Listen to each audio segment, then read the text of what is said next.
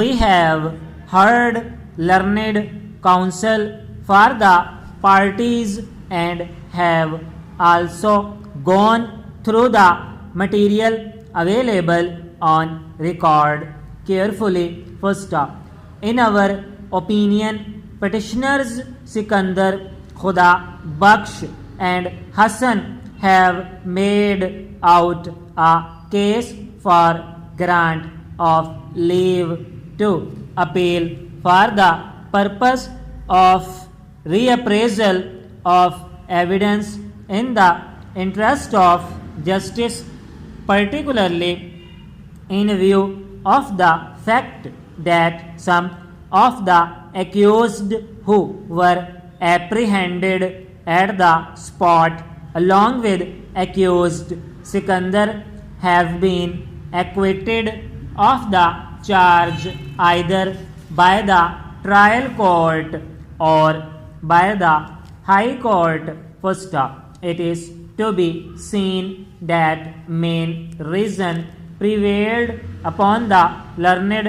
trial court and high court to find him guilty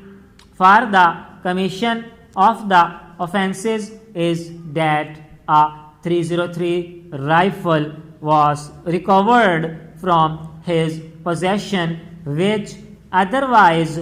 could not be treated as crime weapon in absence of recovery of bullets of 303 and positive firearms expert report. Full stop. Similarly, so far as the case of Khuda Baksh petitioner is concerned, he was stated to be arrested on 16th June 1986 as per statement of prosecution witness Muhammad Saadullah Khan, but incriminating crime weapon was recovered from him on 5th June 1986, much beyond the period of police remand. Thus, prima facie his involvement in the commission of offence has become doubtful. First, likewise, no incriminating article has been recovered from accused Hassan, but without any corroboration he has been convicted. First, as far as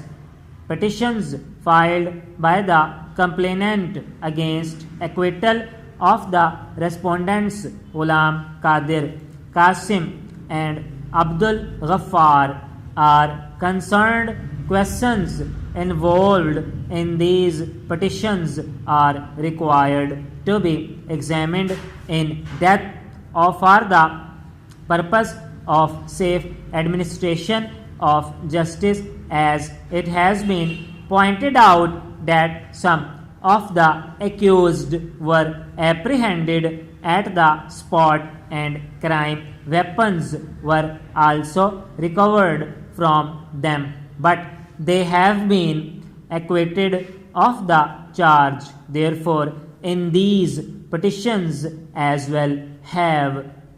leave to appeal is granted. Office is directed to issue bailable warrants of arrest of respondents in the sum of rupees 1 lakh returnable to the district and session judge Vihari Posta.